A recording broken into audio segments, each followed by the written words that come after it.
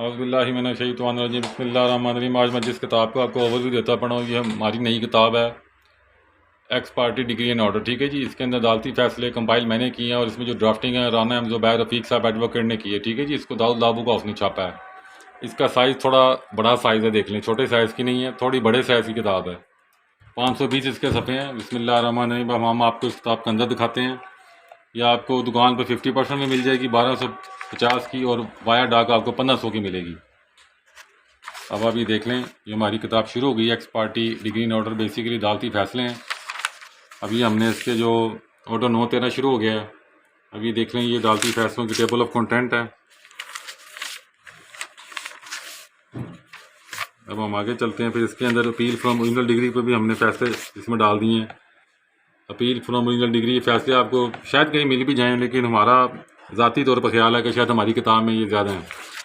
ये हमने इसे कंपाइल किया। मैं दावा नहीं करता, अस्तगफिरुल्लाह, मुझे माफ़ करे, हो सकता लोगों ने भी किया हो, लेकिन हम ये कहते हैं हमारी किताब में ये मौजूद है। ठीक है जी, तो आप ये देख लें, यहाँ पे आके तकरीबन 520 सफ़े बन जाते हैं और ये किताब यहाँ से ना शुरू हो जाती है। ठीक है जी, 2013 का हमने इसमें एडमिनिस्ट्रेशन ऑफ जस्टिस के 2013 के अदालती फैसले डाले हैं।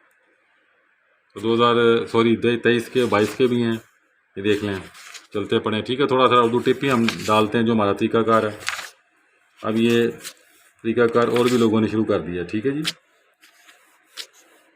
2022 CRC 1992 में आया था कि अगर कोई ऑर्डर वाइड है फिर भी उसको बर वक्त आपको सेल कर लेना चाहिए, अंडर इन क्वेश्चन करना चाहिए। इन क्वेश्चन कहते हैं ज़ेरे इतराज़ करना किसी भी चीज़ को। अगर आप चाहते हैं आपकी लीगल इंग्लिश अच्छी हो तो 1950 की, 60 की, 70 की दहाई की किताबें, पुरानी किताबें पढ़ें। आप उन किताबों को पढ़ा करें, उनमें इंग्लिश बड़ी कमाल की इंग्लिश होती है। आजकल तो आपको पता अजीबोगरीब हलवा टाइप इंग्लिश है, मैं उस पर ज़्यादा तबसरा नहीं कर सकता। अब ये हमारी किताब चलती पड़ी, देख लें, इसके अंदर इंग्लिश उर्दू दिया जा रहा है। देखिए, अगर अपील का हक़ मौजूद है ना तो फिर आपने पटिशन दायर नहीं करनी, उन्हें आपको रिलीफ नहीं मिलना। वो जज ने कहना जब आपके पास जेन्युइन रेमेडी अवेलेबल है, अल्टरनेट रेमेडी अवेलेबल है, तो इधर रिट में क्या करने आए हो। ये चीज़ें ना ये पता होनी चाहिए आपको। ठीक है जी, अब ये देख लें, ये चल रहा है सिस्टम हमारा माशाल्लाह। X party degree in order पर हमारी ये किताब है। जब एक तरफा कार्रवाई होती है, ज़ाहिर बात आप उसे कलअदम करवा सकते हैं।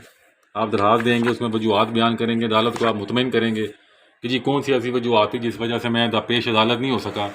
उसमें अदालत ना बाज़ बहाने नहीं मानती, क्योंकि अक्सर ये डिलेइंग टैक्टिक्स है बेसिकली, कि पहले एक्स पार्टी होने दो फिर बहाल करवा लेंगे। वो गेम होती बड़ी। अभी भरे पड़े हैं अदालती फैसलों के साथ। ठीक है जी, इसमें हमने कोई ख़ास काम ही किया, को हमारा इसमें कमाल नहीं है। बस इतनी सी बात की कि हमने अदालती फैसले एक जगह पर इकट्ठे करके अल्फ़ाबेटिकली कर दिए हैं। बाकी हेड नोट ही हैं। ये हेड नोट आपको हर जगह से मिल जाएंगे, खाली हमारी किताब में नहीं, और भी जगह से मिल जाएंगे। हेड नोट मैं इसलिए इसमें पूरे डालता हूँ ताकि यंग लैड्स को फ़ायदा पहुँचे कि हुआ क्या था, जज ने क्या सोचा, शहादत क्या आई, फैसला क्या हुआ।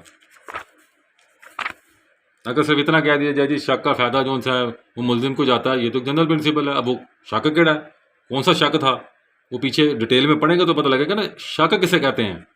शक तो ज़्यादा तरह की हो सकते हैं, हर चीज़ भी डाउट में चली जाती है।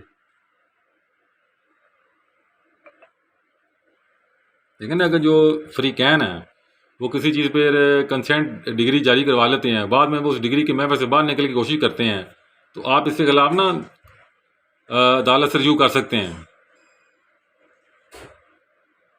अपील नॉट बेयर्ड, 1960 का फैसला था।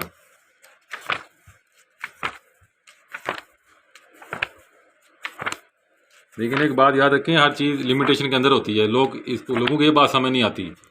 सबसे पहले जिस चीज़ ने आपको सर टकराव करना है, हिट करना आपको, वो जुरिडिक्शन हिट करेगी। उसके बाद जिसने हिट करना है वो आपको लिमिटेशन हिट करेगी। उसके बाद क्या आता है, cause of action. Cause of action ही तो उसने रिलीफ नहीं देना। उसके बाद आपकी कोर्ट फीस आ जाती है। अब कोर्ट फीस नहीं देंगे, उसने आपकी जो सूट आपका उसने फारग कर देना है। ऑब्वियसली वो रिस्टोर हो जाता है, क्योंकि बाज़ किस्म की जो इनके ऊपर रेस ड्यूटी का एप्लीकेबल नहीं होता बाज़ चीज़ों के ऊपर, यानी जब तक काज ऑफ एक्शन लिमिटेशन में जिंदा है। ये भी काज ऑफ एक्शन जिंदा है लेकिन विद इन लिमिटेशन, हदूद में जिंदा है वो। अगर आपने कोर्ट फीस जमा नहीं कराई तो आपने उसे बर वक्त जमा करा देना है, दोबारा रिलीफ ले सकते हैं। लेकिन अगर लिमिटेशन निकलेगी तो फारग, वो लिमिटेशन जो रुकती नहीं, एक दफ़ा स्टार्ट हो जाए तो ये उसकी बहुत बुरी आदत है लिमिटेशन की। फिर ये ड्राफ्टिंग शुरू कर दी हमने एक्स पार्टी के ऊपर। देखिए ना, ये राना मोहम्मद ज़ुबैर रफ़ीक साहब एडवोकेट हाई कोर्ट है, मैंने इन्हीं के साथ प्रैक्टिस की। ये मेरे वालिद साहब के शागिर्द भी हैं, तो बड़ा कम्पिटेंट है, ये देख लें, अच्छी ड्राफ्टिंग करते हैं सारी। इसमें हमने एक्स पार्टी की ड्राफ्टिंग भी डाल दी है। तो अगर आपने एक्स पार्टी के खिलाफ कोई दावे बनाने हैं तो आप इनकी ड्राफ्टिंग पढ़ के आप अमेंड करके अपने दावे बना सकते हैं। वैसे तो एक बड़ा आसान तरीका है कि आप कोर्ट रीडर के पास जाएं, पुराने जो अदालती फ़ैसले हैं, जो डिसाइड शुदा अदालती फ़ैसले हैं, उनकी आप कापियाँ निकालें। कापियाँ निकालने के बाद आप वहाँ से सीख लें। जो जितने भी वकील हैं जो यंग लैड गुजरे हैं, जिन्होंने बाद में एक अच्छा मुकाम पैदा किया, वो कोर्ट रूम से जाके पूरी फाइल निकालते थे। पूरी फाइल को बाहर निकालने के बाद उसको पढ़ते थे, जिससे उनको मुकम्मल समझ आ जाती थी कि दावा क्या हुआ था, जवाब दावा क्या आया था, मिसलीनियस एप्लीकेशंस क्या आई थी, इस दौरान मिसल पे क्या लिखा गया और जिरा क्यों आई, और फिर अदालत ने हतमी आर्गूमेंट सुनने के बाद क्या फैसला किया। बेस्ट वे है टू लर्निंग का कि आप पूरी फाइल निकालें, उसका पूरा समझें। अब मैं आपको किताब फिर उठा के दिखा देता हूँ। 1500 रुपये की आपको मिल जाएगी वाया पाकिस्तान पोस्ट। ठीक है जी, ये देख लें आप। ये एक वकील साहब थे, वफात पाके चौधरी मोहम्मद जमील साहब, उसकी हमने उनके बारे में थोड़ा दुआ के लिए लिख दी है, अच्छे इंसान थे। ठीक है जी, तो ये आप देख लें किताब, हमें आप व्हाट्सअप करें और आप किताब मंगवा लें। अस्सलाम वालेकुम।